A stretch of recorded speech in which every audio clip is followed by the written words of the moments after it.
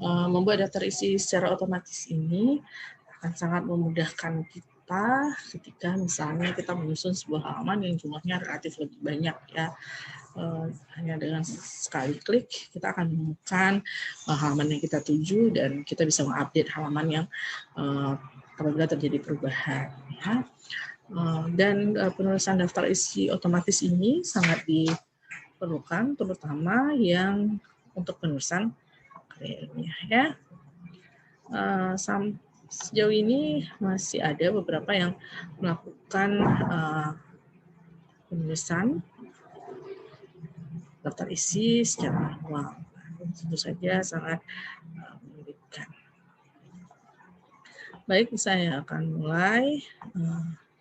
Apa sih yang harus kita siapkan ketika ingin membuat daftar isi secara otomatis? Tentunya yang pertama sekali kita siapkan adalah dokumen yang akan kita buat daftar isinya. Nah, di sini saya ada satu dokumen. Ya. Nah, saya sudah menyiapkan ruang untuk menuliskan daftar isinya. Nah, pada pembuatan daftar isi, kita akan menggunakan style berupa heading yang ada pada home. Tapi sebelumnya kita akan mengontrol heading tersebut dengan cara kita membuka view, kemudian navigation pane. Nah, pada Windows yang 2007 mungkin ya, ini bentuknya ada yang dokumen map ya, bukan navigation pane tapi dokumen map. Nah, itu sama ya. Oke, saya akan mulai ya. Saya akan membuat bab 1 ini sebagai heading pertama. Oke. Kemudian bab kedua ini, subbab ini menjadi heading kedua. Nah, apabila kemudian saya ingin menukar, ya, misalkan saya ingin menukar judul bab ini menjadi bentuk yang lain, artinya misalkan fontnya ini akan saya tingkatkan menjadi font 14 misalnya. Maka saya klik modify, kemudian kita ganti dengan 14. Nah, seperti ini. Oke, misalkan letaknya di tengah, oke. Kemudian bold, hurufnya warnanya hitam, oke. Demikian juga yang latar belakang ya.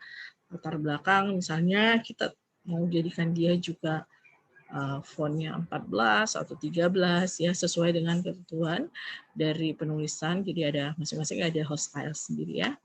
Nah, ini dengan cara mengklik kanan kemudian kita klik modify. Kita akan lihat di navigasinya ini sudah ada bab 1 pendahuluan, kemudian subbabnya menjadi 1.1 latar belakang. Kemudian kita masuk ke 1.2. 1.2 ini rumusan masalah. Tadi kita sudah sepakat bahwa subbab adalah heading kedua, maka kita tinggal mengklik heading kedua. Nah, ini dia menjadi 1.3 menjadi heading 2. 1.4 menjadi heading kedua. Gampang sekali. Coba kita perhatikan di sini, di navigasinya sudah tersusun dengan rapi. Kemudian 1.5 ini masuk ke heading kedua. Oke. Nah, selanjutnya kita akan masuk ke bab berikutnya, itu bab kedua, yaitu tinjauan pustaka. Jadi heading pertama, kemudian 2.1 menjadi heading kedua. Demikian seterusnya, dia akan secara otomatis berubah ya. Menurut ketentuan yang tadi, misalkan bab kita buat sebagai heading 1, sedangkan subbab kita buat sebagai heading 2. Nah, di beberapa penulisan itu antara bab dan judul bab itu seharusnya di baris kedua. Misalkan bab 1 titik, seharusnya pendahuluannya di bawah. Maka ketika saudara buat enter, nah di navigasinya terlihat bahwa bab 1, kemudian di bawahnya pendahuluan. Nah, ini pada navigasi ini akan terbaca bab 1 nanti akan dinomorkan halaman, pendahuluan akan dinomorkan halaman. Padahal seharusnya satu saja. Ya. Bab 1 saja dibuat nomor halaman. Nah, ini caranya adalah sebelum saudara enter, saudara harus menekan shift enter. Shift enter. Jadi nanti walaupun dia turun, tapi di navigasinya ini tidak turun ya. Demikian juga yang tinjauan pustaka. Ya, heading 1, kemudian di sini. Sekarang kita akan melihat ke halaman daftar isi. Kita akan membuat daftar isi seperti yang saya sampaikan tadi. Setelah kita menyusun heading, kita akan membuat daftar isi. Nah, kita masuk ke halaman daftar isi. Nah, ini dia daftar isi. Kita membuat dia sebagai bab. Oke, sebagai heading 1. Oke. Kita letakkan cursor di tempat kosong. Ya. Kemudian kita klik references dan table of content. Kita pilih kontennya adalah heading ya, automatic table. Maka tampilannya akan seperti ini. Ini kita hilangkan ya. Oke. Baik. Ini kita setting hurufnya misalnya ini manual ya. Ini Times New Roman 12. Oke. Akan tersusun secara otomatis daftar isi kita dan sudah pasti rapi.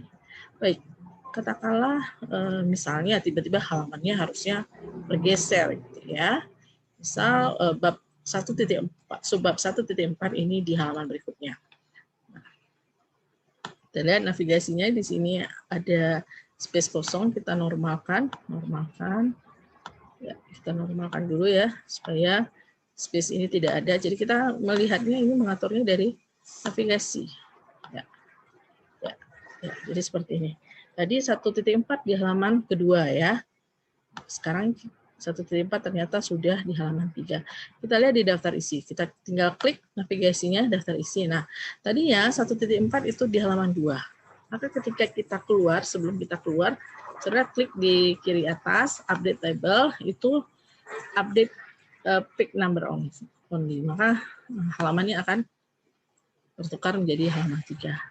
Demikian penjelasan saya. Kita ketemu lagi pada pembahasan latihan Word yang lainnya. Terima kasih.